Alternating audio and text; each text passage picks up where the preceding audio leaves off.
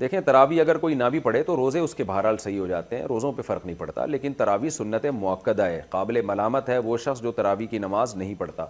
تو اس لیے تراویح بھی پڑھنی چاہیے۔ کبھی بہت تھکاوٹ ہو نہیں پڑھی جا رہی تو ٹھیک ہے کم کر دیں، مختصر کر دیں۔ ویسے سنت مؤکدہ 20 رکعتیں ہی ہیں، اس پہ چاروں اماموں کا اتفاق ہے۔ حضرت عمر رضی اللہ تعالی عنہ سے 20 رکعتیں ثابت ہیں، اور شروع میں اسلاف میں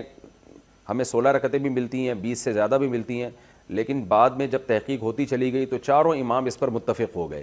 کہ کم سے کم تراویح کی رکعتیں 20 ہیں۔ امام احمد بن حنبل کا بھی یہی فتویٰ ہے جو امام بخاری کے استاذ ہیں،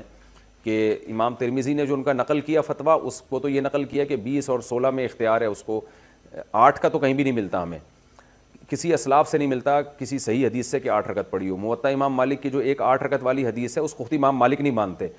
تو وہ مسترب حدیث ہونے کی وجہ سے وہ ضعیف حدیث ہے۔ تو موطا امام مالک میں بھی 20 رکعتوں کا تذکرہ ہے، اور بھی ہمیں بہت ساری روایات میں زیادہ تر میں 20 رکعتوں کا تذکرہ ہی ملتا ہے، اس لیے امت کا اس پر اجماع ہو چکا ہے کہ 20 رکعتیں۔ یہ اجماع ہونے کے بعد پھر اختلاف پیدا کیا ہے 20 سے کم، بعض لوگوں نے فتویٰ دیا کہ 20 سے کم۔ تو جب ایک دفعہ کسی مسئلے پر اجماع ہو جاتا ہے تو وہ قطعی چیز بن جاتی ہے، پھر اس میں اختلاف جائز نہیں ہوتا، کیونکہ صحیح حدیث سے یہ بات ثابت ہے کہ امت گمراہی پہ کبھی بھی جمع نہیں ہو سکتی۔ تو اس لیے آپ 20 رکعت تراویح پڑھا کریں، لیکن اگر آپ نہیں پڑھتے تو روزہ بہرحال آپ کا ہو جائے گا، لیکن روزے کی اہمیت تراویح سے کروڑہ گنا زیادہ ہے، کیونکہ روزہ تو بہرحال اسلام کا ایک رکن ہے۔ ایسا نہ ہو کہ تراویح نہ پڑھنے سے روزہ بھی چھوڑ دیں آپ۔